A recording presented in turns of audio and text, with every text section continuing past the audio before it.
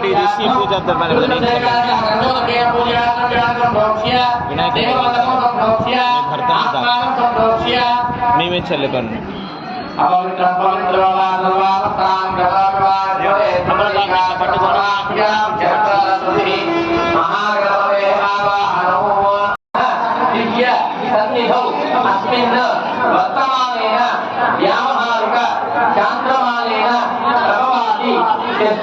సంవత్సరాణం మధ్యే స్వస్తిశ్రీ నామ సంవత్సరే ఉత్తరాయణే శిశిరఋతౌ మాఘమాసే బహుళపక్షే త్రయోదశ్యాం శుభతిథౌ వాసరః వాసరస్తు భృగువాసర యుక్తాయాం శుభనక్షత్ర శ్రవణ నక్షత్ర శుభయోగ శివయోగ శుభకరణ ధైర్యకరణ ఏవం గుణ విశేషణ విశిష్టాయాం అస్యాం శుభతిథౌ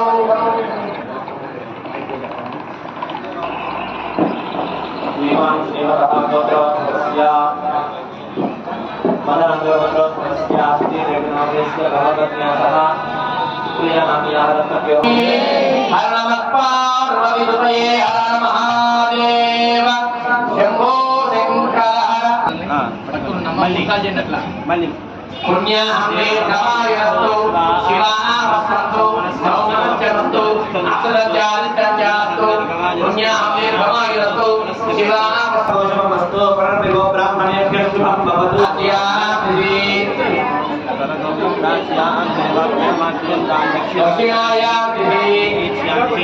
మదనాంతరమోదాభివృద్ధిరస్తు వాకాటి వంశాభివృద్ధిరస్తు శాంతిరస్తు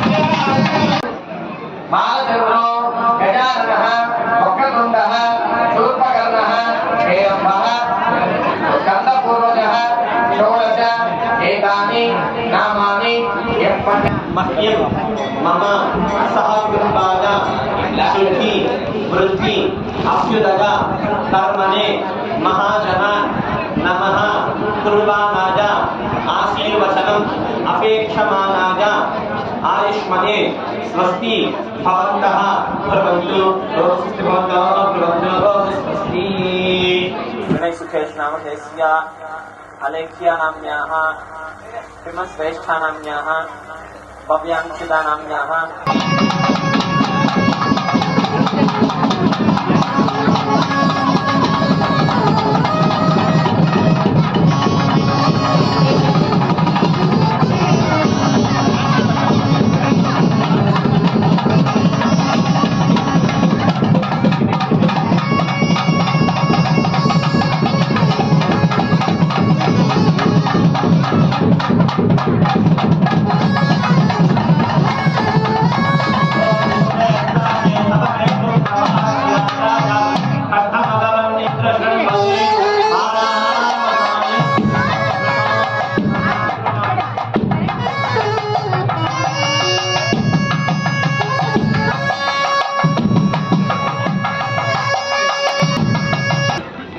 భజంత్రీలు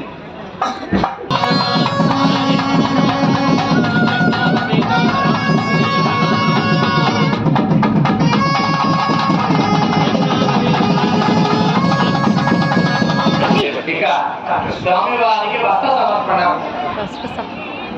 మనం సాధారణంగా పెళ్లికి ఒక చీర, మరణానికి ఒక చీర, తలంబ్రాలకు ఒక చీర అని కట్టుకుంటూ మారుస్తూ ఉంటాం. అదేవిధంగా స్వామివారికి కూడా వివాహ సమయం వచ్చింది కాబట్టి, కన్యాదానం చేశాం కాబట్టి వస్త్రాలు పెట్టడం అనేది ఆనవాయితీగా ఉంటూ ఉంటుంది. కాబట్టి ఆ యొక్క యజమానులు స్వామివారికి వస్త్రాలు సమర్పిస్తున్నారు. వాటిని అందరూ కూడా తాకి అందరూ కూడా చూసి నమస్కారం చేసుకోవాలి. యజమానులు మాత్రం తాకి మన చేతికి ఇస్తారు, మనం వాటిని చూసి నమస్కారం చేసుకోవాలి. అభివస్త్ర పూజమా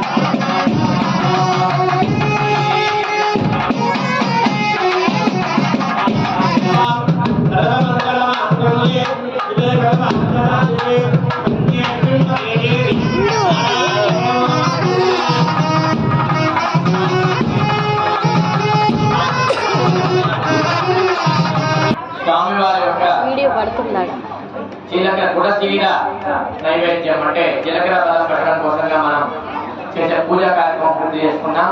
ఇక అమ్మవారి యొక్క సూత్రాలకి పూజ జరిగింది.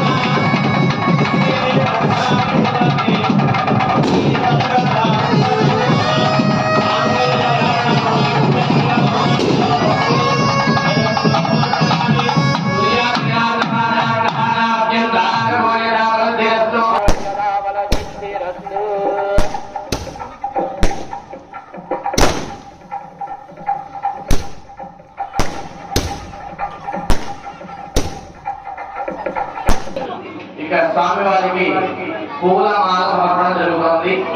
స్వామివారి అమ్మవారి వివాహం జరిగింది కాబట్టి చక్కగా వాళ్ళకు నూతన వధూవరులుగా మనం చూసుకుని ఇప్పుడు వాళ్ళకు కుటుంబాన్ని సమర్పించి ఇక తలంబరాలను పోసుకోవడం జరుగుతుంది. ప్రతి ఒక్కరు కూడా స్వామి నమస్కారం చేసుకుని చక్కగా స్వామివారి యొక్క నామాన్ని తెలుసుకోండి. ఓం నమః శివాయ.